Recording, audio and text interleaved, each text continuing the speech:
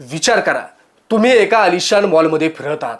डाव्या बाजूला जगातल्या वेगवेगळ्या ब्रँडचे, आंतरराष्ट्रीय ब्रँडचे भव्य शोरूम आहेत.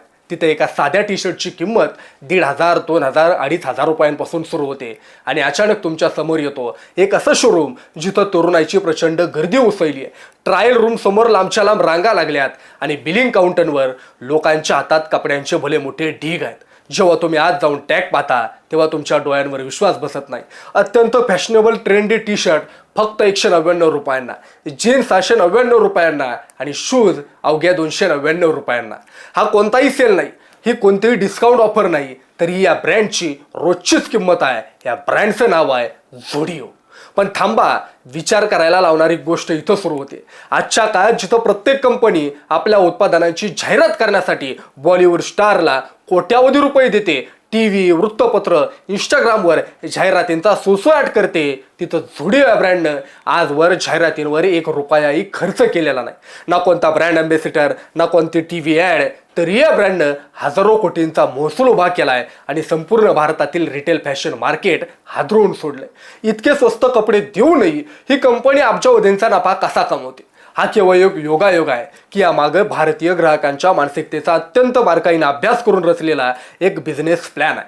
टाटा समूहानं रचलेला असा कोणता गेम प्लॅन आहे ज्यानं आंतरराष्ट्रीय ब्रँडची झोप उडवली? आज महाराष्ट्र वार्ताच्या या व्हिडिओच्या माध्यमातून आपण झुडिओच्या या अब्जावधींच्या साम्राज्यामागील खरं रहस्य समजावून घेणार आहोत, जे सामान्य ग्राहकाला कधीच दिसत नाही. मित्रांनो, गोष्ट सुरू होते 2016च्या सुमारास. भारतीय रिटेल फॅशन मार्केट 2 स्पष्ट भागांमध्ये विभागलं गेलं होतं. एका बाजूला होता उच्च मध्यम वर्ग आणि श्रीमंत वर्ग, जो मॉलमध्ये जाऊन वेगवेगळ्या महागड्या ब्रँड्सकडून कपडे खरेदी करायचा. दुसऱ्या बाजूला होता भारताचा सर्वात मोठा वर्ग, म्हणजे 95% ग्राहक, जो स्थानिक दुकानांमधून किंवा रस्त्यावरील बाजारातून कपडे खरेदी करायचा. टाटा समूहाच्या ट्रँट या कंपनीच्या नेतृत्वानं हीच नस तंतोतंत ओळखली. नोएल टाटा आणि त्यांच्या टीमनं भारतीय ग्राहकांच्या मानसिकतेचा एक खोल मानसशास्त्रीय अभ्यास केला. भारताचा मध्यम वर्ग आणि विशेषतः कॉलेजला जाणारी तरुण पिढी अर्थात जनरेशन झेड यांना फॅशनेबल दिसायचं होतं. त्यांना इंस्टाग्राम आणि रील्सवर दिसणारे ट्रेंडी कपडे हवे होते, पण अडचण अशी होती त्यांच्या खिशात ते महागडे कपडे घेण्या इतका पैसा नव्हता. आणि ज्या स्थानिक दुकानांमध्ये स्वस्त कपडे मिळायचे तिथं ना कोणताही ब्रँड अनुभव होता, ना कपड्यांची गुणवत्ता टिकून राहायची. इथंच टाटा समूहानं फास्ट फॅशनच्या जगातील सर्वात मोठा प्रयोग करण्याचा निर्णय घेतला. त्यांनी बंगळुरूमध्ये झुडिओचं पहिलं स्टोअर उघडलं. पण प्रश्न असा होता, कपड्यांची किंमत इतकी कमी ठेवून नफा कसा मिळवायचा? कारण भारतात उत्पादन खर्च, शोरूमचं भाडं, कर्मचाऱ्यांचे पगार एवढे असतात की कमी किमतीत दर्जेदार वस्तू देणं म्हणजे आत्मघात मानला जातो. पण टाटांच्या डोक्यात वेगळाच प्लॅन शिजत होता. तुम्हाला काय वाटतं, झुडिओ कमी किमतीत कपडे कसे विकते? ते कपड्यांच्या गुणवत्तेशी तडजोड करतात का? उत्तर आहे, अजिबात नाही. मग यामागील मूळ रहस्य काय? याचं पहिलं सूत्र आहे हाय व्हॉल्यूम लो मार्जिन. सामान्य कपड्यांचे ब्रँड्स एका कपड्यावर 50% ते 70% नफा कमवण्याचा प्रयत्न करतात. ते कमी वस्तू विकतात पण जास्त नफ्याने विकतात. झुडिओने याच्या अगदी उलट धोरण स्वीकारले. त्यांनी ठरवलं, आम्ही एका वस्तूवर खूप कमी नफा विकू, पण आम्ही इतक्या प्रचंड प्रमाणात माल विकू की आमचा एकूण नफा विरोधकांपेक्षा तिप्पट चौपट होईल.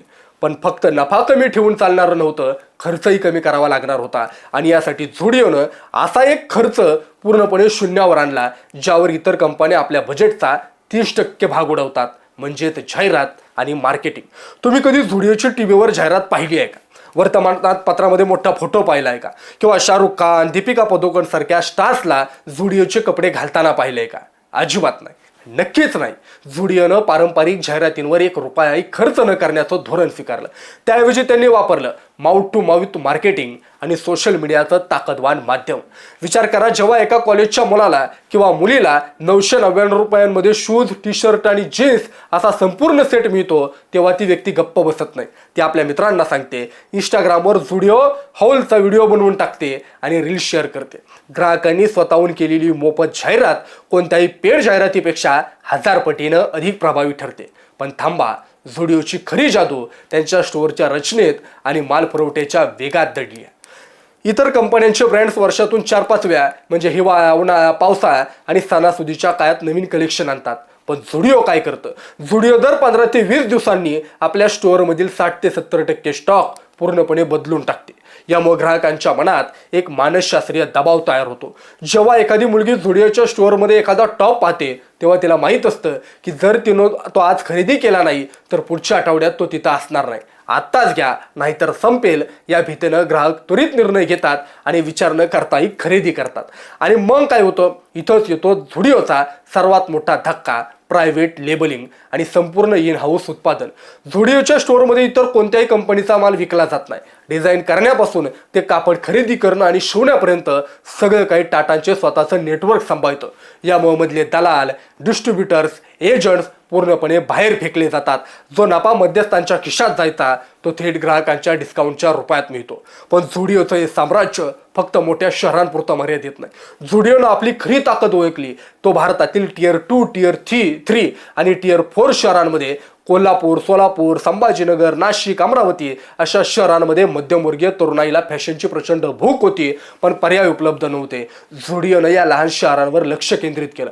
झुडिओनं आपली दुकानं शहराच्या मध्यवर्ती आणि अतिशय महागड्या मोक्याच्या ठिकाणी न उघडता अशा ठिकाणी उघडली जिथं भाडं कमी असेल पण तरुणांची ये जा जास्त असेल.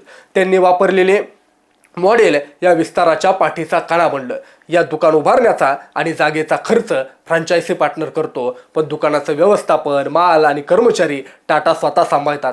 यामुळे टाटांना स्वतःचा पैसा न लावता शेकडो स्टोअर्स झपाट्यानं उघडता आली. झुडिओची आणखी एक स्ट्रॅटेजी म्हणजे त्यांचं प्राइसिंग सायकोलॉजी. झुडिओच्या स्टोअरमध्ये 99, 149, 199, 299, 499 अशा किमतीची रचना असते. 499 रुपयाचा टॅग पाहिल्यावर माणसाच्या मेंदूला तो 500 रुपयांपेक्षा खूप कमी वाटतो. ग्राहक विचार करतो, अरे फक्त 199 रुपयेच तर आहेत, घेऊन टाकू. अशा प्रकारे एका वेळी 5-6 वस्तू ट्रॉलीत पडतात आणि बिलिंग काउंटरवर पोहोचेपर्यंत 1,500 ते 2,000 रुपयांचं बिल तयार होतं. याला म्हणतात इम्पल बाईंग, म्हणजेच नको असलेली वस्तूही स्वस्त वाटल्यामुळे खरेदी करणं. आता या संपूर्ण प्रवासाचं आर्थिक आणि सामाजिक विश्लेषण जर पाहिलं झालं तर टाटा सुमोनं झुडिओच्या माध्यमातून दाखवून दिलं, भारतातील व्यवसाय यशस्वी करायचा असेल तर तुम्हाला श्रीमंतांच्या 5% बाजारावर नाही तर या देशातल्या तळागाळातल्या 95% लोकांच्या बहुसंख्य लोकसंख्येवर लक्ष केंद्रित केलं पाहिजे. आज झुडिओची देशभरात 700हून अधिक स्टोअर्स आहेत आणि त्यांचा वार्षिक महसूल हजारो कोटींच्या पार गेला. त्यांनी पारंपरिक रिटेलच्या सगळ्या नियमांना धुडकावून लावलंय. जिथं इतर कंपन्या ऑनलाईन विक्री आणि ई कॉमर्सवर कोट्यावधी रुपये खर्च करत होत्या तिथं झुडिओनं ऑनलाईन विक्री पूर्णपणे नाकारली आणि केवळ ऑफलाईन स्टोअर्सवर भर दिला. कारण त्यांना माहीत होतं कपडे स्पर्श करून पाहणं, ट्रायल रूममध्ये घालून पाहणं आणि मित्रांसोबत शॉपिंगचा आनंद घेणं हा भारताच्या संस्कृतीचा खऱ्या अर्थानं भाग आहे. मग प्रश्न असा पडतो, झुडिओचं हे यश कायम टिकेल का? कमी किमतीच्या या शर्यतीत उद्या इतरही ब्रँड्स जेव्हा हेच मॉडेल घेऊन मैदानात उतरतील तेव्हा झुडिओ स्वतःचं स्थान कसं टिकवून ठेवेल? फास्ट फॅशनमुळे पर्यावरणावर होणारा परिणाम आणि कपड्यांचा कचरा हा एक मोठा जागतिक प्रश्न बनत चाललाय. तरी एक गोष्ट स्पष्ट आहे, टाटांनी झुडिओच्या रूपात भारतीय रिटेल क्षेत्राची व्याख्याच बदलून टाकली.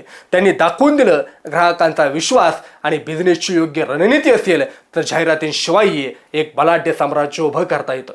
तुम्हाला काय वाटतं, झुडिओची स्वस्त आणि ट्रेंडी फॅशन खरोखरच क्रांती आहे की हा केवळ ग्राहकांना अधिक खरेदी करायला लावण्याचा हुशार सगळं मायाजाल आहे?